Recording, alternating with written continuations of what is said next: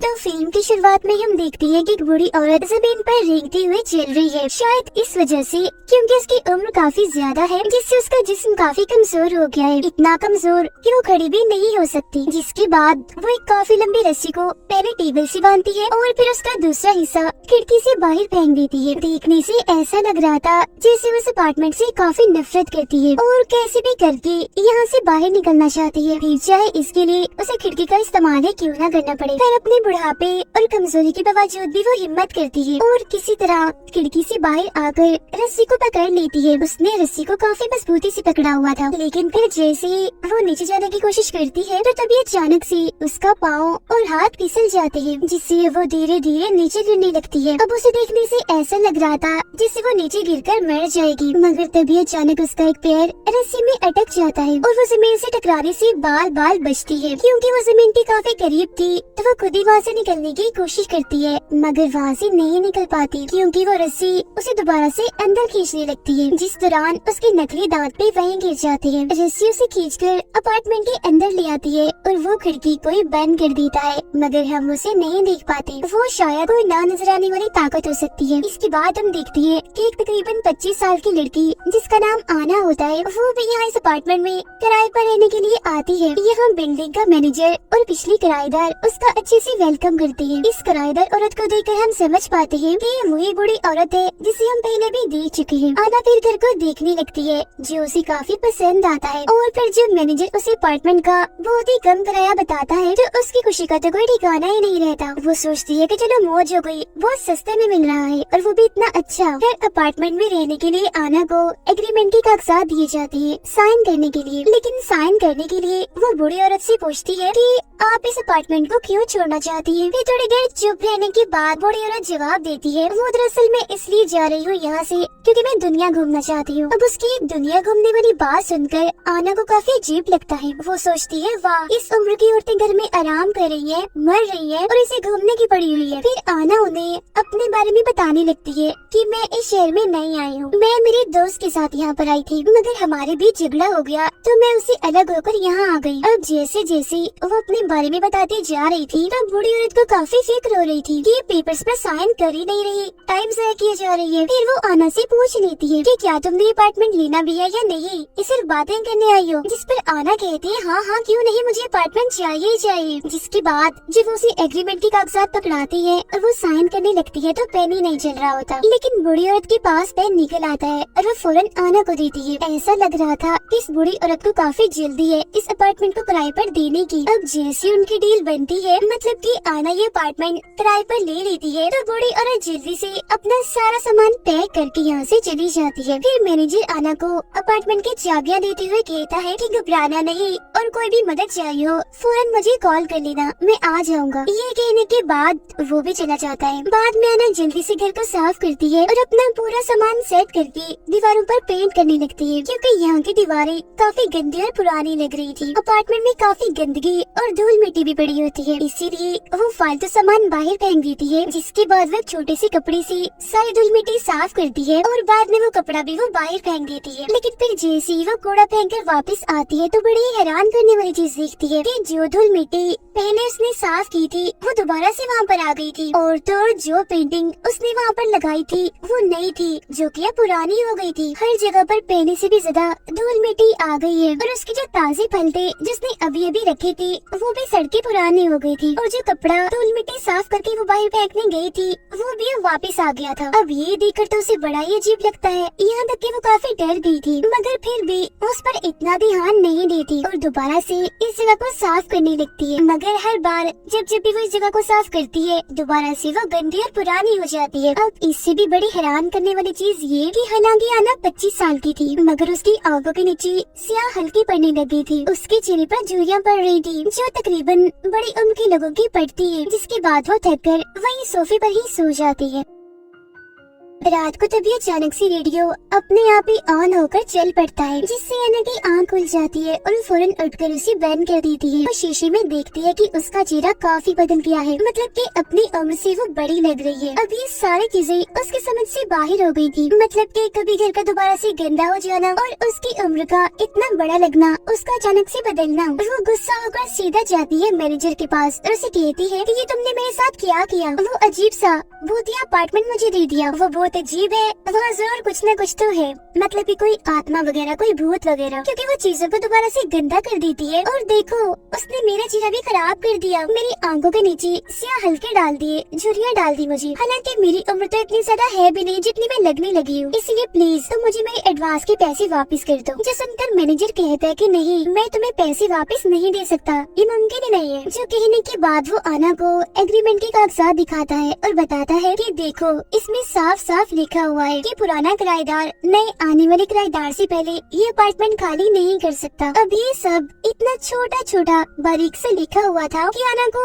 आम आंख से तो दिखाई नहीं दे रहा था, तो उसे देखने के लिए हैंड ग्लास का इस्तेमाल करना पड़ता है उसे, जिसे हम आम तौर पर छोटे से छोटे चीज को बड़ा देखते हैं। अब ये सुनकर तो आना का दिमाग खराब हो जाता है, उसे इतना गुस्सा आता है कि वो मैनेजर को पुलिस की धमकी देती है। तब ये सुनकर भी वो आराम से बैठा रहता है, उसे जैसे कोई फर्क ही ना पड़ा हो। वो बस उससे इतना ही कहता है कि जाओ वापस अपने अपार्टमेंट में, क्योंकि और तुम कहीं भी नहीं जा सकती, एग्रीमेंट में यही लिखा हुआ है। और वो वहाँ से चली जाती है। इसके बाद आना एक क्लिनिक में जाकर अपना मेडिकल टेस्ट करवाती है और अपनी रिपोर्ट मांगती है डॉक्टर से, ताकि वो पुलिस के पास जाकर कंप्लेन कर सके उस मैनेजर के खिलाफ और उस अपार्टमेंट की भी। तब डॉक्टर उसे देखकर कहती है कि 25 साल की इतनी छोटी उम्र में ग्रीन बाल आना और चेहरे पर झुर्रियां पड़ना ये कोई छोटी बात नहीं है, ये काफी बड़ी बात है, मगर इस सब का लेना देना पुलिस से नहीं है। जो सुनकर आना गुस्से में उसे जवाब देती है कि आप मुझे नहीं बताएं मुझे क्या करना है, मुझे जो सही लग रहा है मैं वही करूंगी। कहने के बाद वो अपना आईडी कार्ड निकालती है, लेकिन बदकिस्मती से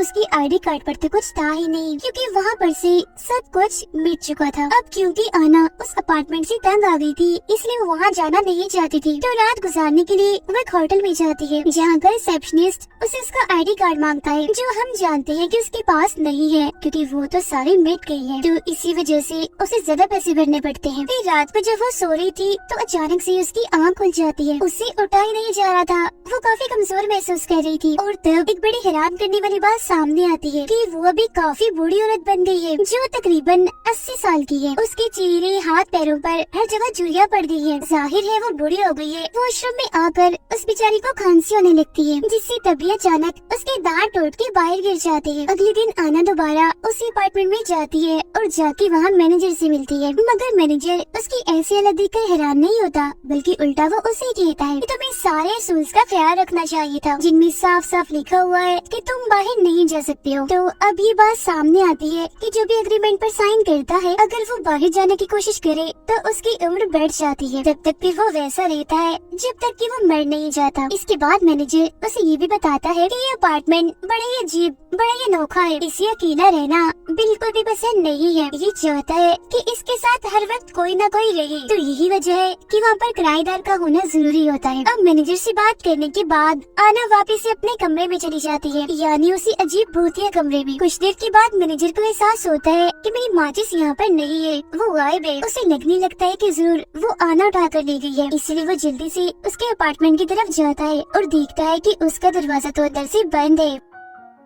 अब हम देखते हैं कि आना अपने कमरे को जलाने के लिए हर तरफ शराब फेंक रही होती है, लेकिन फिर बदकिस्मती से जैसे वो तीली जलाती है, कमरा आग ही नहीं पकड़ता। आना बार बार तीली जलाकर नीचे फेंकती है, मगर आग लगती ही नहीं। मगर उसकी ऐसा करने से, उसकी इस हरकत से अपार्टमेंट को बहुत गुस्सा आ जाता है, तो उसे सजा देने के लिए वो उसका गला घोटने लगता है। वो उसके मुँह में कपड़ा डालकर उसका सांस बंद करने की कोशिश करता है। उसका दम घुट रहा था, तभी वो नीचे गिर जाती है और सांस लेने के लिए हवा के लिए तरसने लगती है। मगर तभी किसी तरह मैनेजर दरवाजा खोलकर अंदर आता है और उसके मुंह से कपड़ा निकालकर उसकी जान बचा लेता है, जो कि अपनी आखिरी सांस गिन रही थी। अब अजीब बात तो ये है कि वही कपड़ा है जिससे आना बार बार धूल मिट्टी साफ करती थी। फिर कुछ देर के बाद जब वो नॉर्मल होती है तो मैनेजर उसे पानी देता है और अपार्टमेंट के बारे में सब कुछ बताता है। वो कहता है कि ये अपार्टमेंट काफी सालों पुराना है और तब से लेकर आज तक इसमें कोई न कोई किराएदार रहता ही है। इस अपार्टमेंट में कुछ तो अजीब है जिसे कोई कोई भूत या आत्मा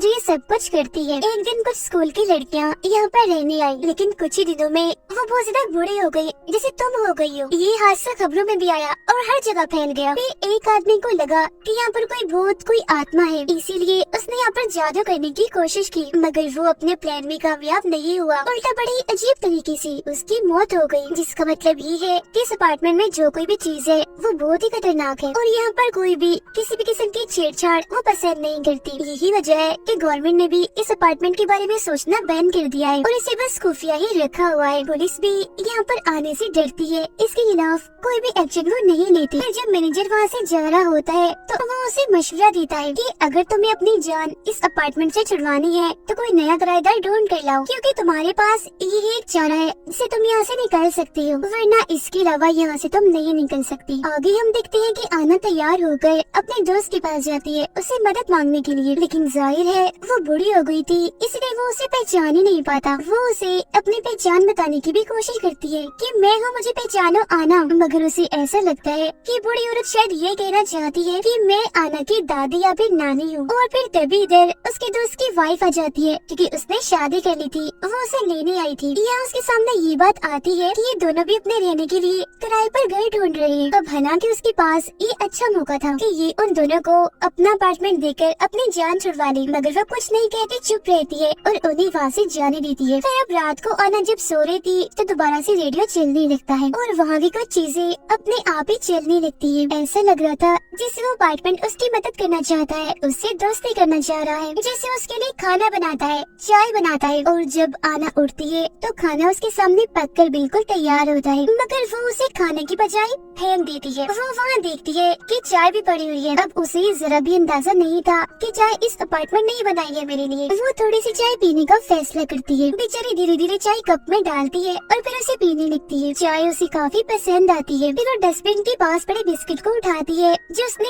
अभी अभी फेंका था और उसे खाने लगती है। वो बेचारी अब इतनी नाजुक और कमजोर हो गई थी कि चलने के लिए उसे छड़ी का इस्तेमाल करना पड़ता है। उसकी हालत देखने से ऐसा लग रहा था जैसे वो 100 साल की बूढ़ी औरत बन गई हो। फिर जब अपने हाथ को देखती है तो उसे एहसास होता है जैसे मेरे हाथ में कुछ चल रहा है। अब ये देखने के लिए कि अंदर क्या है, वो अपना मास्क खींचने लगती है और वो ये देखकर काफी हैरान हो जाती है कि मेरा मास्क तो बड़ी आसानी से ही निकल रहा है। वो देखती है कि मेरे हाथ के अंदर एक अजीब सी तार जैसी कोई चीज है, जिससे वो समझ जाती है कि बस वो टाइम आ गया है जब मुझे इस दुनिया को छोड़कर जाना है, मतलब कि मेरी मौत का टाइम। इसीलिए वो मैनेजर को अपने पास बुलाती है। फिर अगली सीन में हम देखते हैं कि कपल यहाँ अपार्टमेंट देखने के लिए आता है और ये कपल और कोई नहीं बल्कि आना का दोस्त और उसकी वाइफ थी। सारे लोगों की तरह वो भी इतना कम किराया और फर्नीचर देखकर काफी खुश हो जाती है। उन्हें ये बात भी काफी अच्छी लगती है कि हमारे आसपास भी कोई नहीं रहता, इसीलिए वो फौरन एग्रीमेंट पर साइन करने के लिए तैयार हो जाती है। अभी आना का दोस्त एग्रीमेंट पर साइन करने ही वाला होता है कि तभी आना आसपास होने वाली चीजों को देखने लगती है। वो तभी अचानक अपना वो वक्त देखने लगती है जब वो यहाँ पर आई थी, यानी जब उसे इस जाल में फंसाया गया था, जिसकी फौरनी बाद उसे इतनी दर्द का एहसास होता है कि आखिर में कैसे इन सब हालात से गुजर रही हूँ। वो चाहती थी कि जैसा मेरे साथ हुआ वैसा किसी और के साथ ना हो, इसीलिए वो अपने दोस्त को इस मौत जैसी एग्रीमेंट पर साइन करने से रोकने के लिए उसके हाथ पर गरम गरम चाय फेंक देती है, जिसके बाद वो उसे इस एग्रीमेंट से दूर हटा देती है और चिल्लाकर कहती है कि चले जाओ यहाँ से और वापस लौटकर कभी मत आना। कुछ कहे बगैर ही वो यहाँ से चली जाती है। अब जाहिर सी बात है वो तो चले गई थी, तो इसका मतलब साफ था कि आना ने अपने यहाँ से निकलने का आखिरी मौका भी खो दिया है। हालांकि अगर वो चाहती तो अपने दोस्त से बदला लेने के लिए उसे इस जाल में फंसा सकती थी और अपने कुछ आखिरी बुढ़ापे के दिन वो आराम से सुकून से बाहर गुजार सकती थी, मगर उसने ऐसा नहीं किया क्योंकि अभी भी उसके दिल में अपने दोस्त के लिए प्यार और इंसानियत बाकी है। उसने यहाँ पर खुदगर्जी का मुजाहिरा नहीं किया बल्कि अपने दोस्त को बचाया। ऐसा करके उसने अपनी जिंदगी की कुर्बानी ही दी है, क्योंकि वो कैसे भी करके इस मनहूस अपार्टमेंट का खात्मा करना चाहती है। अब ये देखकर वो मैनेजर भी काफी हैरान रह जाता है। फिर जब मैनेजर वहाँ से जाने लगता है तो आना उसे कहती है कि जाते जाते मेरा एक काम कर दो, तुम दरवाजे को बाहर से लॉक कर देना और फिर कुछ सालों तक यहाँ लौटकर वापस मत आना, क्योंकि मैं इस अपार्टमेंट का खात्मा करने की कोशिश करूंगी। क्योंकि साथ ही साथ उसका मानना ये था कि अगर कोई यहाँ पर नहीं आएगा तो इस अपार्टमेंट का जो साइकिल बना हुआ है लोगों को मारने का, बर्बाद करने का, वो खत्म हो जाएगा। मतलब ना लोग बूढ़े होंगे और ना मारे जाएंगे। और अगर एक किस्म का यहाँ कोई शराब है वो भी टूट जाएगा। जो भी आत्मा भूत इस अपार्टमेंट में हुई वो भी मर जाएगी। अब मैनेजर उसकी इस बहादुरी की तारीफ करता है और उसे गुड बाय कहकर वहाँ से चला जाता है। उसके जाने के बाद हम देखते हैं कि आना अब इस अपार्टमेंट में बिल्कुल अकेली है। ना तो यहाँ पर उससे मिलने कोई आएगा और ना ही उस बेचारी में इतनी ताकत है कि वो सीढ़ियाँ उतरकर नीचे जाए। उसकी हालत देखकर ऐसा लग रहा था जैसे उसके मरने का टाइम आ गया है। इसीलिए वो खिड़की के पास जाकर आखिरी बार ठंडी हवा को महसूस करने लगती है, जो उसे बहुत ही आराम पहुंचाती है, जिससे वो पिछले काफी टाइम से तरस रही थी। पिछले कुछ टाइम से वो जिस डर जिस फिक्र से गुजर रही थी आज वो खत्म होने वाली थी, क्योंकि वो अपनी इस किस्मत को कबूल कर चुकी थी। इसके बाद वो सोफे पर बैठकर आराम से इस अपार्टमेंट को कहती है कि बस कर दो, ये सब कुछ करना बंद कर दो, इसे छोड़ दो। जिसके बाद उसकी आंखें बंद हो जाती हैं और वो सोफे से अपना सर लगा लेती है। ऐसा लग रहा था कि जैसे ये सोफा उसकी आखिरी आरामगाह हो, मतलब कि यहाँ उसका अंत, उसका खात्मा हो जाएगा। इस सोफा अब आहिस्ता आहिस्ता करके उसका सर निकल जाता है और वो अब उसका हिस्सा बन गई थी। फिर धीरे धीरे करके उसका पूरा जिस्म भी सोफे में घुलने लगता है, पूरी तरह वो उसमें समा जाती है। वहाँ पर बचते हैं तो सिर्फ उसके कपड़े। जिसके बाद आना का दिल एक धागा बनकर बाहर आता है और अपने आप ही सोफे के कुशन से जुड़ जाता है। आना का सर सोफे पे रखे एक सफेद कपड़े में समा गया था। अब यहाँ पर हमें पता चला कि ये अपार्टमेंट खुद को नया करने के लिए किस तरह अपने शिकार का इस्तेमाल करता है। इसी के साथ ये कहानी